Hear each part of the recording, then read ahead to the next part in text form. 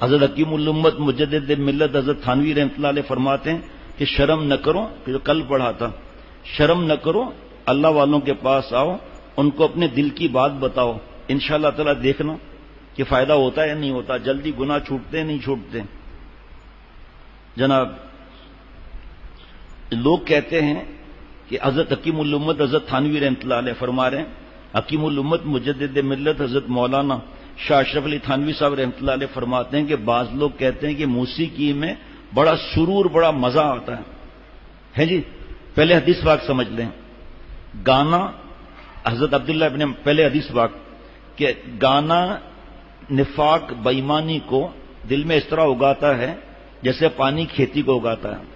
جناب، نمبر 2، آپ صلی اللہ علیہ وسلم فرماتے میں گانا باجا مٹانے آیا ہوں۔ نمبر 3، حضرت عبداللہ ابن مسعود رضی اللہ تعالیٰ عنہ فرماتے ہیں کہ گانا زنا کا منتر ہے، گانے سے گندے خیالات اور یہ سب چیزیں ابھرتی ہیں۔ جناب، آج کل مختصر مجلس ہوتی ہے تو اب اسی تفصیل زیادہ ہے لیکن سنو آگے۔ عام لوگ کہا کرتے ہیں، یہ حضرت تھانوی رحمۃ اللہ علیہ کی بات عرض کر رہا ہوں، عام لوگ کہا کرتے ہیں کہ میاں گانا سننا تو وہ چیز ہے کہ مزہ آتا ہے تو سنو، سانپ کو بھی مست کر دیتا ہے گانا۔ تو میں کہتا ہوں یہ مرلی بجاتے ہیں نا، توتلی کیا کہتے ہیں، بانسری نہیں، وہ دوسرا جو بھی بتاتے ہیں وہ، اور میں کہتا ہوں یہی دلیل ہے کہ یہ خاص حالت لائق اعتبار نہیں، کیونکہ لائق ماننے کی وہ حالت ہے کہ انسان ہی میں پائی جائے اور دوسرے میں نہ پائی جائے۔ خاص بات تو انسان میں ہوتی ہے نا، وہ پائی جائے، لیکن وہ تو سانپ میں بھی ہے۔ پھر فرما رہے ہیں کہ اور جب سانپ کو اس کا اثر ہوا تو معلوم ہے گانا سننے سے ایسی کیفیت ہوتی ہے جو انسان میں بھی اور دوسرے جانوروں میں بھی پائی جاتی ہے، اس لیے یہ کمال تو نہیں ہوا۔ انسان کا خاص کمال تو وہ ہے کہ تمام مخلوق سے بڑھ جائے، بلکہ فرشتوں پر بھی۔ وہ کمال یہی ہے کہ اللہ میاں کی 100% پوری تابع داری اور نفس کی درستی پیدا ہو۔ نفس کی درستی یعنی کہ نفس حرام خواہشات جو کرتا ہے وہ ٹھیک ہو جائیں۔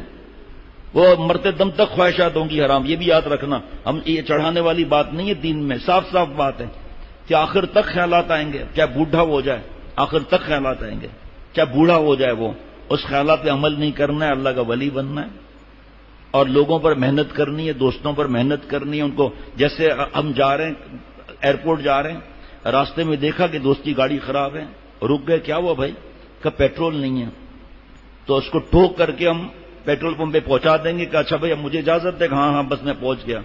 تو اسی طرح جو گناہوں میں زندگی گزار رہا ہے، ہم بھی گزار رہے ہیں، تو ہم گناہ سے بچ کر، اور اس کے بعد جو دوسرے جا رہے ہیں دوزخ کی طرف، اس کو انہوں نے پیٹرول پمپ پہ پہنچایا، ہم اس کو خانقاہ پہنچا دیں گے، راستہ دکھا دیں گے کہ بھائی اب آپ کی مرضی آگے۔ سبحان اللہ۔ وہ کمال یہ ہے کہ اللہ میاں کی پوری تابع داری اور نفس کی درستی پیدا ہو۔ ہاں، اگر تابع داری کے ساتھ جوش کی حالت بھی پیدا ہو جائے اور اچھا ہے، کیونکہ یہ نفس میں تیزی پیدا کرتا ہے، اس لیے تابع داری میں مددگار بن جاتا ہے۔ جیسا کہ انجن میں آگ، انجن میں ابھی بھی کچھ انجن پرانے ہیں جس میں ایندھن ڈالا جاتا ہے، جیسا کہ آگ کے انجن میں، آگ کی گاڑی میں بغیر آگ کے ڈھیلنے سے چلتی ہے مگر آگ سے خوب تیز چلتی ہے۔ بھائی 50 لوگوں نے ڈبے کو آگے تک دھکے دیے، صحیح، لیکن کہ انجن اگر لگ جائے ساتھ میں تو اس میں آگ ڈال دی جائے تو گاڑی خوب تیز چلتی ہے۔ غرض، اب سننا ذرا، غرض اصل مقصود تابع داری اور خدا کے نزدیک ہے، اصل مقصود تابع داری جو ہے خدا کے نزدیک ہے، اور اگر بھڑک نہیں ہے، پڑی مت ہو، اور جو دونوں ہوں تو یہ بہتر اور اچھا ہے کہ جوش بھی آئے، آگے بھی بڑھنا شروع کر دیں۔ لوگ اللہ والوں کی صحبت کا اثر چاہتے ہیں مگر اکثر لوگ آداب صحبت کو جانتے بھی نہیں۔ نیک صحبت، اللہ والوں کی صحبت، صحبت کے جو طریقے وہ اختیار کیجئے، پھر دیکھیے کہ اثر ہوتا ہے یا نہیں۔ طرح طرح کے بکھیڑے لے کر شیخ کی خدمت میں جاتے ہیں، کوئی کیس کے واسطے دعا کراتا ہے، کوئی اولاد کے واسطے دعا کراتا ہے، کوئی منع نہیں۔ اللہ، ارے بھائی اللہ میاں کا چاہنے والا بھی کوئی ہے کہ شیخ سے اس لیے تعلق کرے کہ مجھے اللہ والا بننا ہے؟ دعا کا منع نہیں کر رہا کہ کوئی کہے دعا کرے مجھے جاب مل جائے، دعا کریں کہ مجھے جو ہے وہ میں اچھے نمبر پاس ہو جاؤں، منع نہیں، لیکن کوئی چیز گری کیا؟ اچھا وہ گرا پرچہ، جزاک اللہ۔ اللہ میاں کا چاہنے والا بھی کوئی ہے؟ شیخ کے پاس سوائے ضروری بات کے کچھ بات نہ کی جاوے، اگر وہ خود بھی دنیا کی بات کریں تو یہ سمجھو کہ انتہا کے مرتبے تک پہنچنے والوں کو ان سے نقصان نہیں پہنچتا۔ اگر اللہ والا کوئی دنیا کی بات کرتا ہے تو اس کو نقصان نہیں پہنچے گا، اور تم ابتدائی حالت میں ہو اس لیے تم کو نقصان ہوگا۔ لوگوں کا حال یہ ہے کہ اگر کوئی اب بات پوچھنے کی ہو تو یوں گمان رکھا کہ ہم جا کر بیٹھتے ہیں، پوچھنا نہ پڑے خود ہی شیخ بیان کر دیں۔ غیب کا علم تھوڑی ہوتا ہے۔ جیسے کل تھا رات کو بیان ہو کے ختم ہوا، ایک صاحب نوجوان نے پرچہ دیا، ماڈل کالونی سے آیا تھا، کہ خط میں جو پوچھا تھا سب کا جواب مل گیا، یہ اللہ کی طرف سے۔ ہر دفعہ تو ایسے نہیں ہوتا جناب، اس لیے اگر بیٹھ جاتے ہیں کہ جی شیخ خود بیان کر دیں۔ صاحبوں، اول تو یہ بات کشف سے ہوتی ہے، اور کشف ہمیشہ اختیار میں نہیں، اور مان لو کہ ان کو کشف بھی ہو گیا تو کیا ضرور کہ تمہاری بات کا جواب بھی دیں گے؟ فرض کریں بیان کرتے ہوئے کشف ہوا اور ماں باپ کے حقوق پر بیان کر دیا، اب یہ کس کو کیا معلوم کہ اس کی یہ اپنے دل میں خیال لا کر آیا ہے، جو اس کو جا کر کہے کہ بھائی تم نے بیان سنا ہے ذرا خیال رکھنا۔ فرمایا کیا حضرت مجدد کی بات ہے، اگر ان کو کشف ہو بھی گیا تو کشف جو ہے کیا ضرور ہے کہ تمہارے بات کا جواب بھی دیں؟ جب تم حاجت والے ہو کر پوچھنے سے بے پرواہ ہو تو وہ بے پرواہ ہوں تو کیوں مجبور کیے جا رہے ہیں؟ بھائی جب آپ پوچھ ہی نہیں رہے تو آپ کو کوئی مجبور نہیں کر رہا، پھر آپ اس کو کیوں مجبور کریں کہ وہ بتائیں؟ کل کو ایک مثال ہے کہ دل میں آیا، کشف ہوا کہ بھئی ان کے دل میں ماں باپ کا پوچھنے کے بارے میں ہے، اب ہم اس سے پوچھیں تو وہ کہ بھائی نہیں میرے دل میں تو ایسی کوئی بات ہی نہیں ہے، شرم کے مارے یا دوسرے شیخ سے تعلق ہے تو بتاؤ شیخ کی بات کیا خراب ہوئی نہیں ہوئی؟ کہہ رہے نہیں میرے دل میں ہے لیکن میں نہیں بتا رہا ہوں، تو میرا دوسرا شیخ ہے میں اس کو بتاؤں گا، یا ایسے ہاں ادھر آگ لگی ہوئی ہے ماں باپ سے لڑائی کے اندر، وہ کیا بات سمجھے گا؟ خود جس کو طلب ہے وہ ڈاکٹر سے کہے گا بھائی اس پر چلو کیا اللہ نے حضرت کے میرے پیارے شیخ العرب والعجم عارف باللہ حضرت مولانا شاہ حکیم محمد اختر صاحب رحمۃ اللہ علیہ کی بات یاد دلائی کہ یہ جو جملہ میں کہہ رہا ہوں یہ تو حضرت کا نہیں ہے۔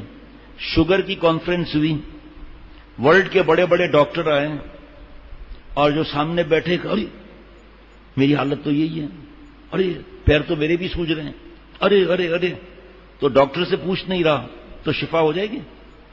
ڈاکٹر سے مشورہ نہیں کر رہا تو کیا دوائی اس کو مل جائے گی؟ اس کو خود جو آخر میں سوال جواب کا سیشن ہوتا ہے وہ خود پوچھے گا کہ سب ایکسکیوز می یہ جو نشانی ہے اس کے بارے میں آپ کیا کہتے ہیں جناب؟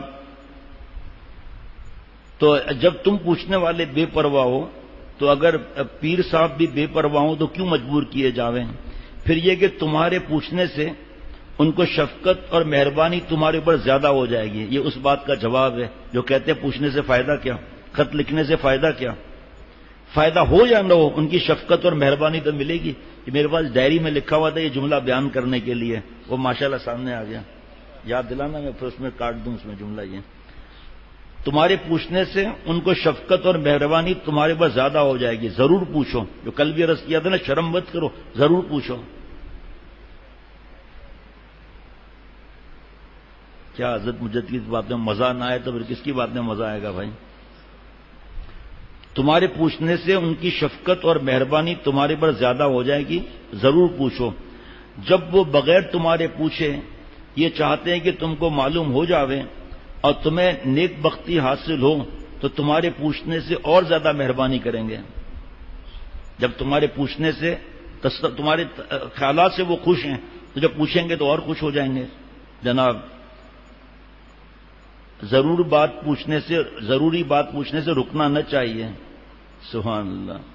اللہ تعالیٰ اپنی رحمت سے مجھے ہم سب کو اللہ والا بنائے، عافیت سے رکھے، خوشیاں عطا فرمائے، اور غم سے اللہ تعالیٰ بچائے اپنی رحمت سے۔